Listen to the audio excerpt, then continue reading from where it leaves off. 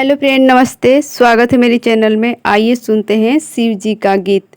नदिया के तीरे शिव जी छलावा बिछाइन, सोई रहिने नीरभेद जी।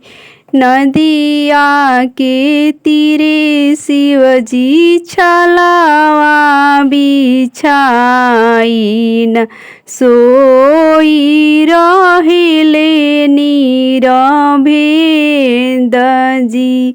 हाथवा के लिहली गौरा तिलय बटनावा, शिवजी के बटल जासुजी।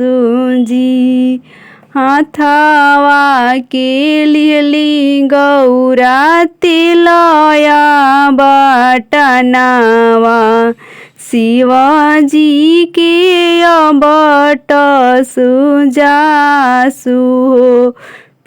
पिठियाय बटली शिव हाथवाय बटली हो, गौड़ावा के बेरी पूछ सुबात हो।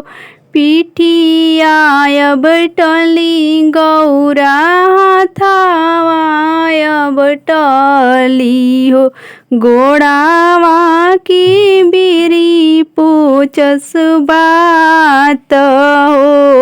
बड़ल देहिया शिवजी भाबड़ देहिया हो, कितना दिन उमर तोहार हो।